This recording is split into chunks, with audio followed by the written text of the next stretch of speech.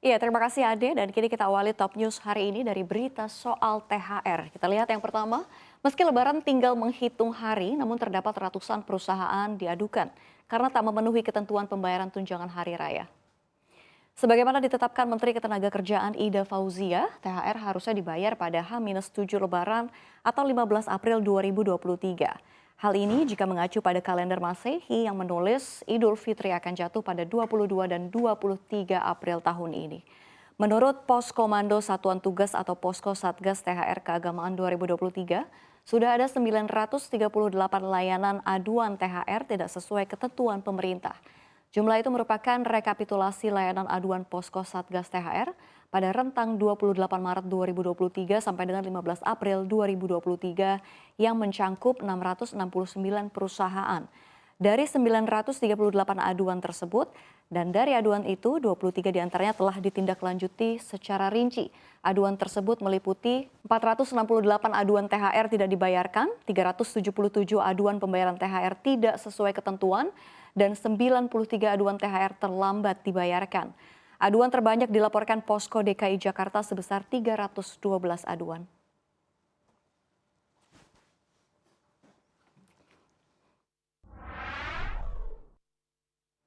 Di informasi berikutnya, situasi Israel kian memanas. Ini dipicu perubahan yudisial yang diusulkan pemerintah.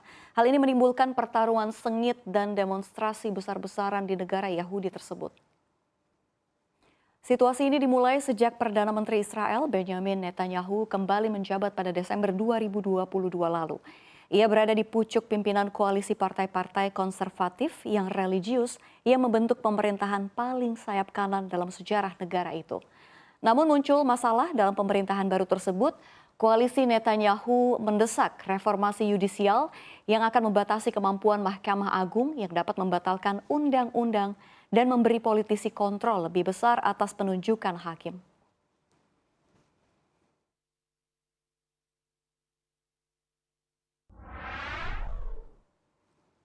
Di informasi selanjutnya soal minyak goreng, pengusaha retail modern mendadak mengeluarkan peringatan soal minyak goreng menyusul polemik pembayaran selisih harga atau rafaksi minyak goreng sebesar 344 miliar rupiah.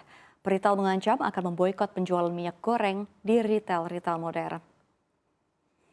Polemik ini berawal dari program subsidi menggunakan dana pungutan ekspor sawit yang dikelola Badan Pengelola Dana Perkebunan Kelapa Sawit atau BPDPKS menyusul lonjakan harga minyak goreng sejak akhir tahun 2021. Aprindo mengatakan pada prinsipnya seluruh peritel sudah taat pada peraturan Menteri Perdagangan. Namun nahasnya aturan itu kemudian dibatalkan dan diganti dengan Permendak tentang penetapan harga eceran tertinggi minyak goreng sawit. Aprindo pun sudah berulang kali menagih hutang ini, bahkan telah menemui Kemendak. Namun belum mendapat jawaban hingga Aprindo kemudian mengadu ke Komisi 6 DPR RI. Aprindo berharap Komisi 6 dapat mendorong Kemendak memberikan verifikasi kepada BPDPKS agar utang sebanyak 344 miliar rupiah bisa segera cair.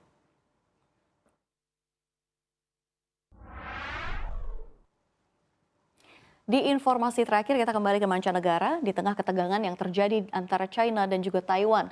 Kapal perang Amerika Serikat USS Milius berlayar melalui Selat Taiwan tepat di hari Minggu kemarin.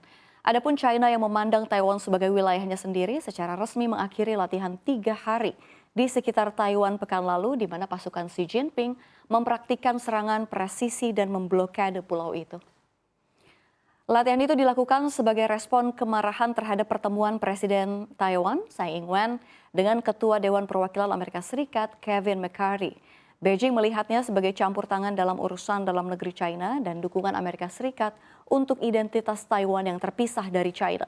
Dilansir Reuters, Arbana ke-7 Angkatan Laut Amerika Serikat mengatakan kapal perusak peluru berkendali kelas Alert Burke USS Milius melakukan transit rutin Selat Taiwan melalui perairan. Transit kapal tersebut menunjukkan komitmen Amerika Serikat terhadap Indo-Pasifik yang bebas dan terbuka.